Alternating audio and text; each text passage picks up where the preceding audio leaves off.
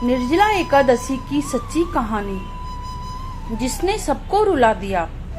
पीपलिया गांव मध्य प्रदेश के एक शांत इलाके में बसा एक छोटा सा गांव था। वहीं एक टूटी सी कच्ची झोपड़ी में गंगाबाई नाम की वृद्ध महिला रहती थी। उम्र लगभग 80 वर्ष, शरीर झुका हुआ, आंखों से कम दिखाई देता, पैर कांपते थे, लेकिन मन में भगवान विष्णु का वास था। लोग उन्हें प्यार से भक्त माँ कहते थे। वो ना पढ़ी लिखी थी, ना किसी साधु संत से मिली हुई थी, लेकिन जीवन भर की साधना ने उनके चेहरे पर एक ऐसी आभा भर दी थी कि जो भी पास आता कुछ पल के लिए शांत हो जाता। गंगाबाई का जीवन। गंगाबाई का पति रामलाल कभी एक साधारण किसान था।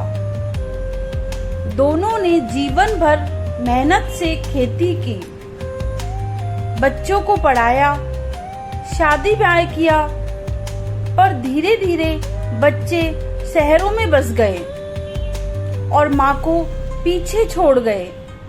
शहर की दौड़ में वृद्ध माँ एक जिम्मेदारी बन चुकी थी। हर साल गंगाबाई एकादशी का व्रत करती थी। निर्जला एकादशी उनका सबसे प्रिय त्योहार था। वे कहती थी, इस दिन व्रत रखने से सारे एकादशी व्रतों का फल मिलता है। शरीर चाहे साथ ना दे, लेकिन मन तो भगवान का है ना बेटा। इस बार की निर्जला एकादशी कुछ अलग थी। साल 2023 की बात है। निर्जला एकादशी से एक हफ्ता पहले गांव में तेज लू चल रही थी। गंगाबाई बीमार थी। बुखार, खांसी और कमजोरी ने उन्हें बिस्तर पर डाल दिया था। पड़ोस की महिला कमला चाची ने कहा, माँ जी, इस बार मत रखिए व्रत, शरीर साथ नहीं दे रहा, भगवान समझेंगे।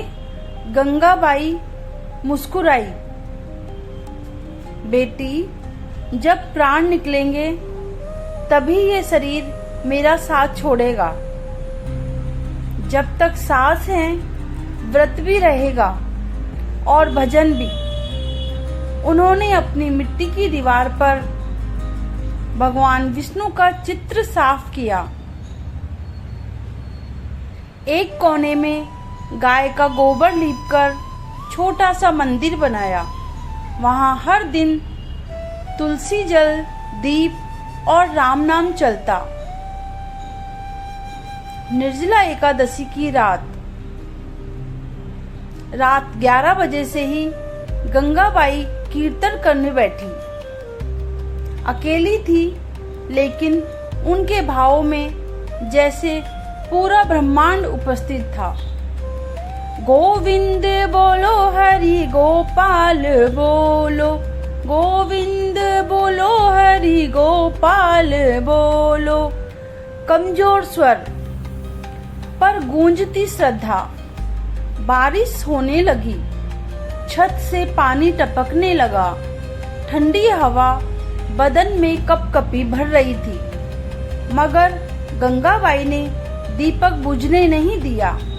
भीगे कपड़े, कांपता शरीर, पर आंखें बंद, ध्यान भगवान विष्णु में। उन्होंने कहा, हे प्रभु, इस बार की एकादशी मेरी अंतिम हो। अब बुला लो, और देर मत करो, मैं थक गई हूँ प्रभु, बहुत अकेली हूँ। सुबह का दृश्य। 5 बजे गांव की एक छोटी लड़की मीरा, जो हर दिन दूध देने आती थी, दरवाजा खटखटाने आई। माई, दूध रख दूं? कोई जवाब नहीं आया। डरते डरते वह अंदर गई। गंगाबाई दीपक के सामने बैठी थी। होठों पर हंसी थी, आंखें बंद थी, हाथों में तुलसी की माला थी, मगर अब उनका शरीर शांत हो चुका था।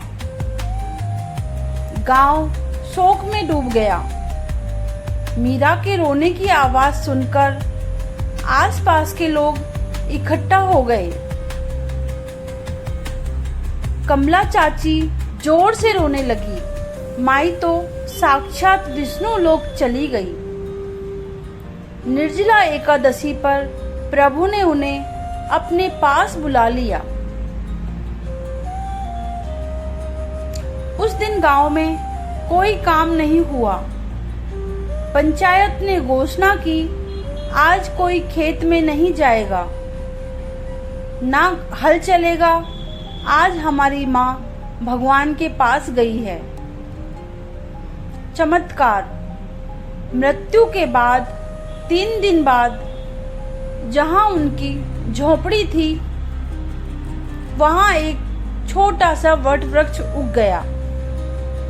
लोग कहते हैं उसी रात वहाँ एक दिव्य रोशनी दिखाई दी। गांव के बुजुर्गों ने कहा, यह पौधा कोई साधारण नहीं, यह उनकी तपस्या का फल है। भगवान स्वयं यहाँ आए होंगे। आज भी वहाँ एक छोटा मंदिर बना हुआ है। हर निर्जला एकादशी को गांव के लोग वहाँ दीप जलाने आते हैं और कहते हैं, माई आज भी हमें देख रही है। एक अकेली वृद्धा जिसे उसका परिवार भूल गया, लेकिन भगवान नहीं भूले।